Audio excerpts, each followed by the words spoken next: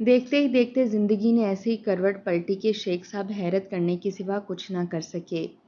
اتنی بڑی حویلی میں دو بوڑھی اور کمزور جانیں اپنے وجود کی تلاش میں بھٹکتی رہتیں۔ وسیع اور عریض کمرے، لمبے چوڑے برآمدے، کشادہ صحن اور رہنے والے صرف دو۔ تم اس عمر میں سہاروں کی تلاش کیا کرتے ہو؟ جو سہارا دے سکتے تھے وہ نیا جہاں بسا کر کب کے دور جا چکے ہیں۔ بس ان کے نام ہی ان کی شناخت اور ان کی پہچان کے لیے باقی رہ گئے تھے، حالانکہ ان کی کوشش ہوتی تھی کہ ان کے نام بھی ان کی زبان پر نہ آئیں۔ ایسا کرنے سے دکھ کے سوا کچھ حاصل نہیں ہوتا تھا، لیکن عادتیں پختہ ہو جائیں تو انہیں ترک کرنا آسان نہیں ہوتا، اور یہ عادت انہیں زخم زخم کر دیتی تھی۔ شیخ صاحب باہر سے آتے تو دور سے آواز دیتے، ارے بھائی کمال کی امی، آپ کہاں ہیں؟ اور بیگم شیخ کسی گوشے سے مسکراتی ہوئی برآمد ہوتیں۔ میں یہاں ہوں جمال کے ابا، وہ شریر لہجے میں کہتیں اور دونوں بے اختیار ہنس دیتے۔ دراصل دونوں بیٹوں کو انہوں نے بچپن میں ہی بانٹ لیا تھا۔ بیگم شیخ کمال کو زیادہ چاہتی تھیں، اس لیے وہ کمال کی امی بن گئی تھیں، اور شیخ صاحب چھوٹے بیٹے جمال سے بہت محبت کرتے تھے، اس لیے بیگم انہیں جمال کے ابا کہتی تھیں۔ حالانکہ سچ یہ تھا کہ دونوں بیٹے ان کی جان و روح تھے، بس ایک دوسرے کو چھیڑنے میں انہیں لطف آتا تھا۔ رفتہ رفتہ یہ چھیڑ چھاڑ ان کی عادت بن گئی۔ بیٹوں کو بھی ماں باپ کا اس طرح مخاطب کرنا اچھا لگتا تھا۔ ان میں صرف 2 سال کا فرق تھا، لیکن جوان ہونے کے بعد یہ فرق بھی مٹ گیا۔ اب تو دونوں بھائی برابر ہی لگتے تھے۔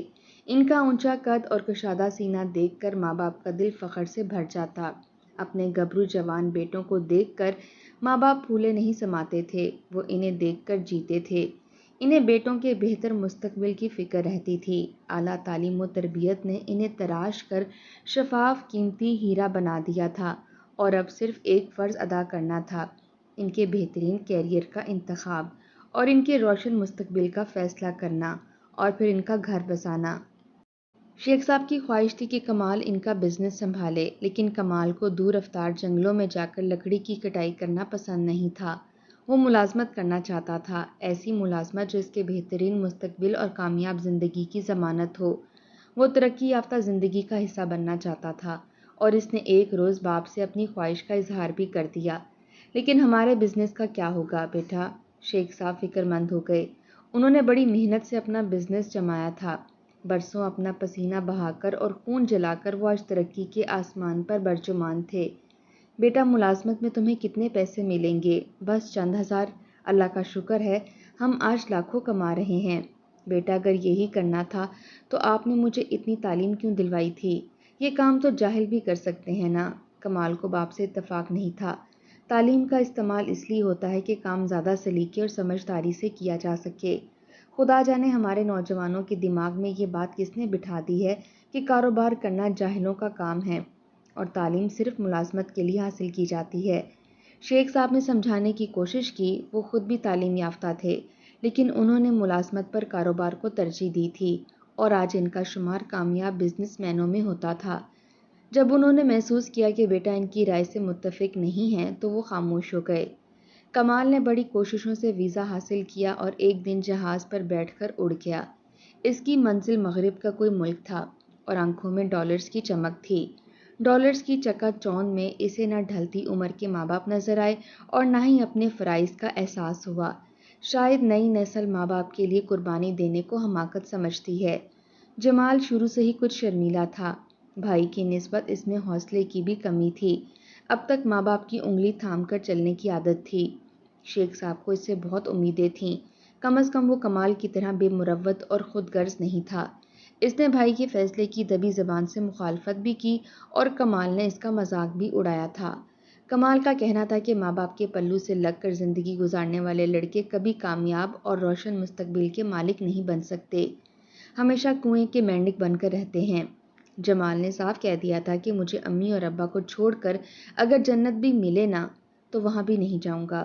لیکن روبی شاید جنت سے زیادہ پرکشش تھی۔ اس کی زلفوں میں الجھ کر اس کے سارے بلند و بانگ دعوے دھرے کے دھرے رہ گئے، اور روبی کو بھی شاید اس جیسا موم آدمی درکار تھا جسے وہ اپنی مرضی سے نچا سکے، جس شکل میں چاہے ڈھال سکے، جس کی اپنی کوئی سوچ نہ ہو، کوئی رائے نہ ہو۔ شوہر جتنا زیادہ کمزور ہو، عورت اتنا زیادہ خوش رہتی ہے۔ روبی کو بھی ایسا ہی شوہر چاہیے تھا۔ रूबी का घराना बेहद आज़ाद ख्याल था। 2 भाइयों की इकलौती बहन और वालिदैन की तनहा बेटी होने का इसने कुछ ज़्यादा ही फ़ायदा उठाया। ज़िंदगी का साथी मुंतखब करते वक्त इसने अपना हक जिस धड़ल्ले से इस्तेमाल किया, इसे देखकर खुद जमाल के छक्के छूट गए थे। रूबी के डैड का करोड़ों का बिजनेस था। कई शहरों में इनके होटल चल रहे थे। इनके मुकाबले में जमाल के अब्बा की पोजीशन बहुत कम थी। रूबी की नज़र अनायत इसके लिए एक आज़ाद से कम नहीं थी। कॉलेज के सैकड़ों नौजवानों में से इसे मुंतखब करके रूबी ने गोया इस पर एहसान किया था। एक रोज़ रूबी ने इसे पकड़ लिया। जमाल, तुम अपने पेरेंट्स को कब हमारे घर भेज रहे हो? क्या अपने डैड से हमें मार खिलवाओगी? डैड तुम्हारे घर वालों से मिलना चाहते हैं। शादी ब्याह के मामला तो बड़े ही तय करते हैं ना। तुम ऐसा करो, एतवार को इन्हें भेज दो। डैड बाहर जाने वाले हैं। मैं चाहती हूँ कि इससे पहले ही हमारी शादी फाइनल हो जाए, वरना बात महीनों पर चली जाएगी। दरअसल मैंने अभी अम्मा और अब्बा से तुम्हारा जिक्र नहीं किया, तो आज ही कर दो। रूबी नाराज़ हो गई। तुम्हारे वालिदैन तुम्हें बच्चा समझते हैं या फिर तुम खुद अभी नाबालिग हो? अब्बा बगैर कुछ सोचे समझे ही इनकार कर देंगे। क्यों? क्या तुम्हारे घराने में लड़कियों को बकरी समझा जाता है कि बस मैं करके ज़िंदगी गुजार दें? इसकी अपनी कोई राय या मर्जी नहीं होती और वो अपनी खुशी का इजहार भी नहीं कर सकती क्या? जमाल गड़बड़ा गया। समझ में नहीं आया कि रूबी को क्या जवाब दे। ऐसा नहीं है रूबी, लेकिन हमारा ख़ानदान ये भी पसंद नहीं करता कि लड़कियां सींग मारती फिरें और होने वाले ससुराल में जाकर अपने रिश्ते की बात करें। इसका मतलब तो यही है कि तुम लोग बहुत दकियानूस हो। हाँ, किसी हद तक हैं तो सही, लेकिन इतने भी नहीं कि माँ बाप बेटे की पसंद का ख्याल ना करें। अम्मी और अब्बू मुझे बहुत चाहते हैं। जमाल, एक बात आज साफ हो जाए तो अच्छा है। मैं ऐसे घुटे घुटे माहौल में कभी भी नहीं रह सकूंगी। क्या मतलब है रूबी? अव्वल तो ये कि वो डब्बू किस्म का लड़का था, फिर पहली बार किसी लड़की ने इसको चाहा था। लड़की भी कौन? रूबी, जिस पर आधा कॉलेज हसरत से देखता था। लेकिन इसने किसी को लिफ्ट नहीं दी थी और अनायत की बारिश सिर्फ जमाल पर की थी। जमाल भी बेहद स्मार्ट था, लेकिन नेक और शरीफ भी था। देखो जमाल, मैं कह देती हूँ कि मैं ज़रा आज़ाद ख्याल हूँ। मेरे घर वाले भी रोशन ख्याल हैं। वालिदैन बच्चों पर कोई पाबंदी आयद नहीं करते। बच्चे माँ बाप की मसरूफियत में दखल नहीं देते। मेरे डैड क्लब जाते हैं, ड्रिंक करते हैं, भाई भी सब डैडी के नक्शे कदम पर चल रहे हैं। सिर्फ मम्मी ज़रा बैकवर्ड हैं, लेकिन वो हमारी ज़िंदगी पर असरअंदाज नहीं होती। जबकि तुम्हारे घर वाले इन बातों को बुरा समझते हैं। ऐसे में मेरी गुजर इनके साथ कैसे होगी? तुम खुद मुझसे अच्छी तरह वाकिफ हो। क्या तुम शादी से इनकार कर रही हो रूबी? अरे बुद्धू, मैं शादी से इनकार नहीं कर रही, बल्कि तुम्हारे वालिदैन के साथ रहने से इनकार कर रही हूँ। तो तब ये शादी कैसे होगी? तुम हमारे साथ रहोगे। डैडी कह रहे थे कि हमें अपने होटल के बिजनेस को और तरक्की देना है। वो लंदन में होटल खोलना चाहते हैं और तुमको इसका इंचार्ज बनाने का फैसला कर चुके हैं। तो क्या मुझे लंदन में रहना पड़ेगा? मैं भी तुम्हारे साथ जाऊंगी ना यार। लेकिन अम्मी और अब्बू, इनको यहाँ तनहा छोड़कर मैं कैसे जा सकता हूँ? वो बच्चे नहीं हैं कि तुम्हारे बगैर ना रह सकें। आखिर कमाल भी तो बाहर रहता है, फिर तुम्हारे जाने में क्या क़यामत है? पर एक को तो इनके पास रहना चाहिए ना, वरना वो बेचारे अकेले रह जाएंगे। अकेले क्यों? ढेर सारे मुलाजिम हैं और भी रिश्तेदार आते जाते होंगे। और फिर औलाद बड़ी हो जाए तो फिर इसे इसकी मर्जी की ज़िंदगी गुजारने का हक देना वालिदैन का फ़र्ज़ है। और जब यही बातें जमाल ने शेख साहब और बेगम से कहीं तो वो साकित से रह गए। इन्हें जमाल से ऐसी कतई उम्मीद नहीं थी। क्या तुम भी जमाल जैसा चाहते हो? शेख साहब को तो यकीन ही नहीं आया कि जो जमाल से सिर्फ इसलिए खफा था कि वो माँ बाप को छोड़कर बाहर चला गया था, अब खुद वो भी इन्हें छोड़ना चाहता था। ठीक है जमाल, तुम जा सकते हो। जमाल खुश हो गया और फिर जल्द ही रूबी इसकी दुल्हन बनकर कोठी में आ गई, लेकिन सिर्फ एक दिन के लिए। दूसरे दिन ही वो मैके चली गई, लेकिन तन्हा नहीं, जमाल के साथ। कोठी में बस वो दोनों ही बेकरार रूह की मानिद कमरों और बरामदों में चकराते फिरते। शेख साहब और बेगम ने भी अपने कलेजे पर सब्र की सिल रख ली। शायद रूबी की अम्मी बेटी की शादी के इंतज़ार में ही थी। शादी के चंद माह के बाद ही इनका इंतकाल हो गया। सारी फैमिली लंदन चली गई। खसारे में सरासर शेख साहब और बेगम थीं। औलाद हाथ से निकल गई थी। घर की रौनक तो मकीनों के दम से होती है, वरना ईंट गारे के मकान मकबरे से लगते हैं। मुलाजमों की फौज थी। 2 मुलाजिम खामोशी से अपने काम में मसरूफ रहते। میاں بیوی آپس میں بات کرتے تو جلدی موضوع کی گرفت سے پھسل جاتے۔ اس عمر میں تو ایک ہی موضوع دلچسپی اور کشش رکھتا ہے، بچوں کی باتیں۔ شیخ صاحب بیٹھک میں اپنی مخصوص آرام دہ کرسی پر دراز اخبار پڑھتے رہتے اور بیگم اندر خدا جانے کیا سٹر بٹر کرتی رہتیں۔ حسب معمول شیخ صاحب اخبار بینی میں مصروف تھے، ایسے میں بیگ صاحب کی آمد کسی انعام سے کم نہیں تھی۔ بیگ صاحب نے السلام علیکم کا گرج دار نعرہ مارا اور ان کے سامنے بیٹھ گئے۔ کئی دن کے بعد آئے تھے، اس لیے زیادہ خوش تھے۔ وعلیکم السلام، خیریت بیگ صاحب؟ اللہ کا شکر ہے حضرت، آپ بتائیے کیا حال ہے؟ کوئی نئی خبر؟ بیگ صاحب نے اخبار کی طرف اشارہ کیا۔ نئی خبر یہ ہے کہ ساری خبریں پرانی ہو چکی ہیں۔ وہی قتل، لوٹ مار، ڈاکہ زنی اور دہشت گردی۔ ہر معاملے میں، ہر حادثے میں بیرونی ہاتھ ہونے کا دعویٰ اور دہائی۔ بس ہمارے لیڈروں کے بیانات روز بدلتے رہتے ہیں۔ صبح کوئی بیان دیتے ہیں، شام کو کچھ اور کہتے ہیں۔ بات تو آپ کی ٹھیک ہے، ہم بھی بیوقوف ہیں جو ہر روز یہی خبریں ذوق و شوق سے پڑھتے ہیں اور صبح اخبار کا شدید بے چینی سے انتظار کرتے ہیں۔ ایک خبر البتہ نہیں ہے ارشاد، میں نے اسکول کھولنے کا فیصلہ کر لیا ہے۔ اتنی بڑی کوٹھی ہے تو اس سے بہتر استعمال کیا ہو سکتا ہے؟ اور یہ جو ہر گلی کوچے میں، ہر کونے میں سینکڑوں اسکول چل رہے ہیں، ان کا کیا ہوگا؟ شیخ صاحب، وہ چل رہے ہیں تو ہمارا اسکول بھی انشاءاللہ چلے گا اور خوب چلے گا۔ سچ تو یہ ہے کہ وہ سب اسکول نہیں، دکانیں ہیں، لیکن میں دکانداری نہیں کر سکتا۔ میرا اسکول نیک نیتی پر مبنی ہوگا، تعلیم کا اعلیٰ معیار، ڈسپلن اور میری پالیسی ہوگی۔ اگر ایسا ہے تو پھر میں آپ کے ساتھ ہوں، اس کار خیر میں میرا بھرپور تعاون حاصل ہوگا۔ بیگ صاحب چند ماہ قبل ہی کالج سے ریٹائر ہوئے تھے۔ پڑھنا پڑھانا ان کی گھٹی میں تھا، وقت کا اس سے زیادہ مناسب استعمال اور کیا ہو سکتا تھا؟ دونوں بڑی سنجیدگی سے اپنا پروگرام مرتب کرنے لگے۔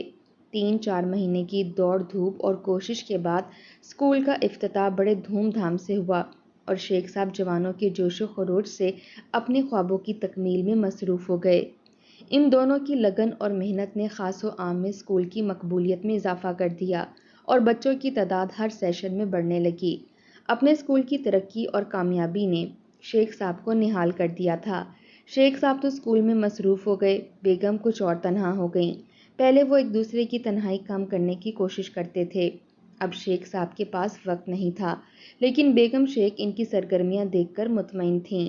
پھر یہ کہ آس پاس چہل پہل کا احساس بھی ہوتا تھا، سناٹے کہیں دور کھو گئے تھے۔ کبھی کبھی مسز نقوی اور مسز ارشد انٹرول میں ان کے پاس آ جاتی تھیں اور بیگم شیخ کے ہاتھ کی چائے کا لطف اٹھاتی تھیں۔ یوں تو لنچ کے وقت سٹاف کو اسکول کی طرف سے چائے دی جاتی تھی، لیکن بیگم شیخ کی ہاتھ کی چائے کا مزہ ہی اور تھا۔ دونوں ٹیچروں کو بیگم شیخ سے بات کرنا بہت اچھا لگتا تھا۔ مسز ارشاد اور مسز نقوی کے بچے ابھی چھوٹے تھے اور اپنے بچوں کی باتیں کرتے ہوئے فکر مندی نظر آتی تھی۔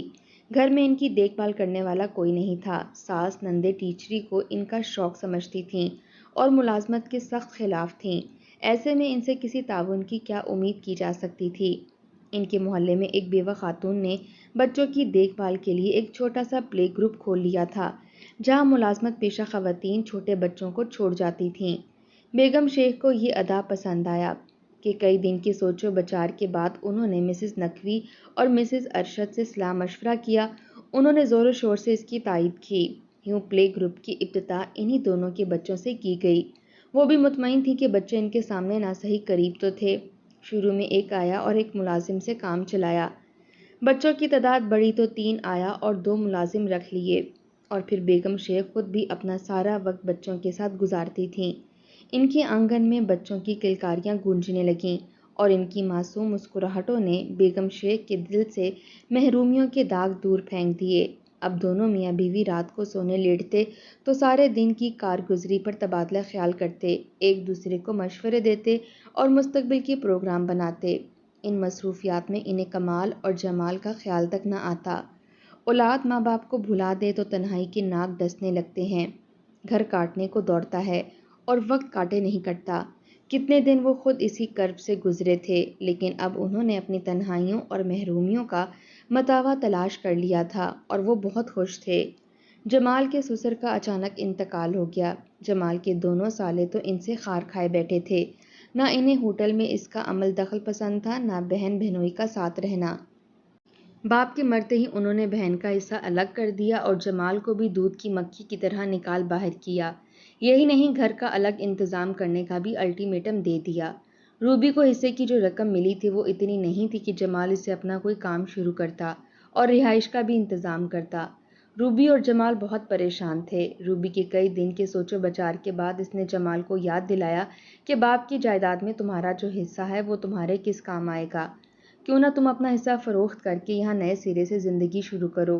گھر واپس جا کر بسنے کا خیال فضول ہے، اور پھر وہاں جا کر کیا کرو گے؟ شاید کسی وقت جمال نے واپسی کا ارادہ ظاہر کیا تھا۔ کوٹھی میں میرا حصہ ضرور ہے، لیکن بیچنے کا خیال نہیں۔ ٹھیک، امی ابا کی زندگی میں ایسا کرنا مناسب نہیں ہوگا۔ تو یہ سوچو نا جمال، اس کے علاوہ ہمارے پاس دوسرا کوئی راستہ بھی تو نہیں ہے۔ میں کوئی ملازمت کر لوں گا روبی، یا ہم کرائے کے گھر میں شفٹ ہو جائیں گے۔ تمہیں اب اچھی ملازمت تو ملنے سے رہی، نہ تم ڈاکٹر ہو نہ انجینئر ہو، پھر کیا کرو گے؟ جمال سوچ میں ڈوب گیا۔ بھائیوں نے جس طرح ہمیں ذلیل کیا ہے، اس کا تقاضا تو یہی ہے کہ ہم اس شہر میں رہ کر انہیں باور کرائیں کہ ہم بھی اتنے گئے گزرے نہیں ہیں، اپنی زندگی اور مستقبل سنوار سکتے ہیں۔ اتنے دن تک پلٹ کر ماں باپ کی خبر بھی نہیں لی تھی، اور اب اچانک پہنچ کر کہہ دیں گے کہ ہمیں ہمارا حصہ دے دو۔ اور یہی بات اس نے روبی سے بھی کہہ دی۔ کیوں نہ کمال بھائی سے بات کر کے انہیں ہموار کرنے کی کوشش کریں، وہ بھی جائیداد کے وارث ہیں نا، اور پھر کون ایسا ہے جسے پیسے کی ضرورت نہ ہو؟ جب بات حق کی آ جائے گی تو وہ بھی اپنا حق لینے کے لیے تیار ہو جائیں گے۔ اور اگر کمال بھائی رضامند نہ ہوئے تو؟ دراصل وہ اتنے ویل آف ہیں کہ کوٹھی فروخت کر کے اپنا حصہ لینے سے انہیں کوئی دلچسپی نہیں ہوگی۔ وہ ہماری طرح دوسروں کے رحم و کرم پر نہیں ہیں۔ ابتدا میں چھوٹی موٹی ملازمتیں کیں، اب تو وہ بہت بڑی پوسٹ پر ہیں، اور پھر ان کی امریکن بیوی ڈاکٹر ہے، اس کا اپنا ذاتی ہسپتال ہے۔ گرین کارڈ حاصل کرنے کے لیے سبھی لوگ وہاں کی لڑکیوں سے کاغذی شادی کرتے ہیں، لیکن بھائی کمال بھائی نے تو کمال کر کے دکھایا، اور امریکن ڈاکٹر سے سچ مچ شادی کر لی۔ آج وہ کروڑ پتی ہیں۔ ہاں ضرور ہوں گے، لیکن صرف اپنے لیے۔ اگر ابھی تم ان سے چند $1000 مانگ لو نا تو قرض دینے تک سے انکار کر دیں گے تمہیں۔ اس لیے میں کہتی ہوں کہ اپنا حصہ فروخت کر کے پیسے کھڑے کر لو، اور کمال بھائی کو بھی رضامند کرو۔ ٹھیک ہے، اگر تم انہیں راضی نہ کر سکے نا، پھر میں خود بات کروں گی اور صاف کہہ دوں گی کہ وہ اپنا حصہ بھی ہمیں دے دیں، تاکہ ہم اس سے کچھ فائدہ تو حاصل کر لیں۔ تب تم دیکھنا کیسے بھاگے بھاگے آتے ہیں۔ جمال ہنسنے لگا۔ یہی ادائیں تو تھیں جس نے اسے روبی کا اسیر بنا دیا تھا، اور روبی نے اسی وقت فون ملا کر ریسیور جمال کو تھما دیا۔ تھوڑی ردوقت کے بعد کمال تیار ہو گیا، بلکہ جمال تو اسے قائل کرنے میں ناکام ہی رہا۔ روبی نے کمال کو خود قائل کر کے دم لیا۔ جب اس نے کمال سے یہ کہا کہ کمال بھائی، امی اور ابو کو اتنی بڑی کوٹھی کی کیا ضرورت ہے؟ انہوں نے اپنی زندگی بہت ٹھاٹھ سے گزاری ہے، اب ان دونوں کے لیے 2 کمروں کا ایک فلیٹ ہی کافی ہے۔ نہ آپ کو وہاں رہنا ہے، نہ ہی ہم لوگ وہاں رہیں گے، تو پھر کوٹھی رکھنے کا کیا فائدہ؟ ہمارے سامنے ابھی پوری زندگی پڑی ہے، ہمارے بچوں کا مستقبل ہماری کامیابیوں سے مشروط ہے، کم از کم آپ تو ہمارا خیال کریں نا۔ جمال بیچارے تو اتنے سیدھے ہیں کہ انہیں کامیابی حاصل کرنے کا دو پیچ ہی نہیں آتے۔ کمال کی سمجھ میں بھی یہ بات آ گئی، اور دونوں بھائیوں نے ساتھ وطن جانے کا پروگرام بنا لیا۔ روبی نے آنکھ کھولی تھی تو گھر میں دولت برستے دیکھی تھی، آرام و آسائش کی گود میں پرورش پائی تھی۔ وہ تکلیفیں اٹھانے کی عادی نہیں تھی جو وہ جد و جہد اور محنت سے مستقبل سنوارنے کا جتن کرتی۔ وہ تو چاہتی تھی کہ اس کے پاس اتنی دولت ہو کہ ڈھیروں آسائشیں حاصل کر سکے، کام بھی شروع کرے تو اعلیٰ پیمانے پر، اور اب تو اسے بھائیوں کو نیچا دکھانا تھا۔ دونوں بھابیاں بھی اسے خار کھاتی تھیں۔ روبی کو ان کے ساتھ رہنا گوارا نہیں تھا، وہ جلد سے جلد اپنے گھر میں شفٹ ہونا چاہتی تھی۔ کرائے کا گھر لینا بھی اسے گوارا نہیں تھا، حالانکہ بڑے بڑے 2 اپارٹمنٹ بھائیوں کے قبضے میں تھے۔ یہ بھی نہ سہی تو وہ اسے ہوٹل کا ایک سویٹ ہی دے سکتے تھے۔ جب دلوں میں گنجائش نہ ہو تو گھروں میں بھی جگہ نکالنا مشکل ہو جاتی ہے۔ کاش ڈیڈی نے اس کے لیے بھی الگ اپارٹمنٹ لے کر دے دیا ہوتا، یا پھر ہوٹل میں اس کا شیئر بھی رکھا ہوتا۔ شاید وہ سمجھتے تھے کہ مشترکہ کاروبار اور مشترکہ رہائش میں ہی زیادہ فائدہ حاصل ہے، لیکن ان کے مرتے ہی سب کچھ بدل گیا، اور اب اس کے سوا کوئی چارہ نہیں تھا کہ بھائیوں کی زندگی سے وہ دور چلی جائے اور ان سے سارے تعلقات اور رشتے ختم کر لے۔ شیخ صاحب کے اسکول میں سالانہ فنکشن تھا، اس کی تیاریاں کئی روز سے ہو رہی تھیں۔ ایجوکیشن ڈپارٹمنٹ کے بڑے بڑے افسران کو بلایا گیا تھا، یہاں تک کہ منسٹر صاحب کو بھی، لیکن کسی وجہ سے وہ نہیں آ سکے تھے، البتہ اپنا نمائندہ بھیج دیا تھا۔ فنکشن بہت کامیاب رہا تھا اور جب شیخ صاحب نے اپنی تقریر کے دوران محکمہ تعلیم کے ذمہ داران سے اپیل کی کہ ان کے ہائی اسکول کو انٹر درجات کھولنے کی اجازت دی جائے تو ان کی اپیل کو منظور کرانے کا افسران نے وعدہ کیا اور یقین دلایا کہ وہ اس سلسلے میں ان سے بھرپور تعاون کریں گے۔ فنکشن کی کامیابی اور محکمہ تعلیم کے افسران کی حوصلہ افزائی سے شیخ صاحب اور بیگم شیخ دونوں بہت خوش تھے۔ اسی خوشی میں اسکول میں 2 دن کی چھٹی بھی کر دی تھی تاکہ بچے آرام کریں، بیچاروں نے دن رات محنت کی تھی۔ میاں بیوی فرصت سے بیٹھے تھے اور مستقبل کے منصوبے بنا رہے تھے، اچانک 2 لوگوں کو اپنے سامنے پا کر انہیں یقین ہی نہیں آیا۔ پہلی نظر میں تو وہ پہچان ہی نہیں سکے کہ یہ کون صاحبان ہیں جو ان کے پہلو سے چمٹے ہیلو ہیلو کر رہے ہیں۔ جب انہوں نے امی اور ابو کہہ کر انہیں مخاطب کیا تب کہیں جا کر انہیں یقین آیا کہ وہ کمال اور جمال ہیں۔ پہلے بھی کئی بار شیخ صاحب کو اپنی سماعت اور بصارت پر دھوکا ہوا تھا، لیکن آج تو دونوں واقعی راستہ بھول گئے تھے۔ بیگم شیخ کی آنکھیں آنسوؤں سے دھندلا رہی تھیں اور دھند کے اس پار بیٹوں کی صورتیں گڈمڈ ہوئی جا رہی تھیں۔ ایک عرصے کے بعد بیٹوں کو ماں باپ کی یاد آئی تھی، وہ بھی باری باری دونوں کو گلے سے لگا رہی تھیں اور آنسو بہا رہی تھیں۔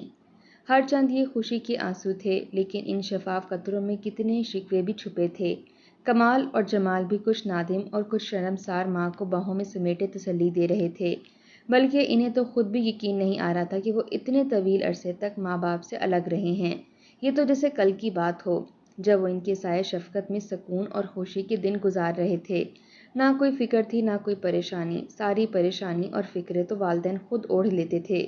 جب تک وہ ان کے پاس رہے، ہر سرد اور گرم سے محفوظ اور خوش رہے۔ انہیں کسی قسم کی کوئی فکر نہیں ہوتی تھی اور فکریں اور پریشانیاں تو انہوں نے اپنے لیے خود پسند کی تھیں۔ ترقی، خوشحالی اور دولت کی لالچ انہیں خوش پتوں کی طرح کہاں کہاں اڑا پھریں۔ جمال تو اب نئی زندگی کی شروعات کرنے کے لیے ان کے سہارے اور تعاون کا محتاج تھا اور اپنی خود غرضی تھی کہ ان کے پاس بھاگے بھاگے آئے تھے۔ انہیں والدین سے نظر ملانے کی ضرورت ہی نہیں ہوئی۔ حرف مدہ زبان پر کیا لاتے کہ شرمندگی کے مارے اپنی پریشانی کا ذکر تک نہ کر سکے۔ پھر جس کوٹھی کو فروخت کرنے کا فیصلہ کر کے دونوں بھائی آئے تھے، اس کی تو شان ہی کچھ اور تھی۔ کہاں ان کا خیال تھا کہ کھنڈر ہوئی کوٹھی کو بیچ باچ کر رقم کھڑی کر لیں گے، لیکن وہاں ایک ہائی اسکول پورے آن بان سے چل رہا تھا۔ کئی نئے کمرے تعمیر ہو چکے تھے اور عمارت 3 منزلہ بن گئی تھی۔ چند کمروں میں ماں نے دل بہلانے کے لیے بچوں کے لیے پلے گروپ کھول لیا تھا، اور تو اور اب ماں کے پاس ان کے لیے وقت ہی نہیں تھا۔ دونوں ماں باپ بہت مصروف رہتے تھے، البتہ ان کی خاطر مدارت میں کوئی کمی نہیں ہوئی تھی۔ اس رات کمال اور جمال سونے کے لیے لیٹے تو جمال نے بھائی سے کہا، کمال بھائی، ہمارا تو سارا منصوبہ ہی خاک میں مل گیا۔ ہمیں کیا معلوم تھا کہ امی اور ابو ہم سے زیادہ دور اندیش اور منصوبہ ساز ہیں۔ اب ہم کس منہ سے ان سے کوٹھی فروخت کرنے کی بات کر سکتے ہیں؟ ہاں بھائی، شاید ہم بھول گئے تھے کہ ہمارے والدین نے دنیا دیکھی ہے، ہم سے زیادہ ان کا تجربہ ہے۔ ہم کتنے بھی بڑے ہو جائیں ان کے سامنے بچے ہی رہیں گے۔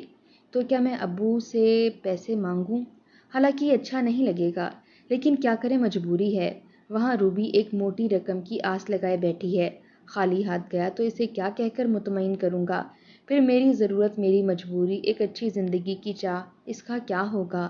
میری مانو تو کچھ نہ کہو، خاموشی سے لوٹ جاؤ۔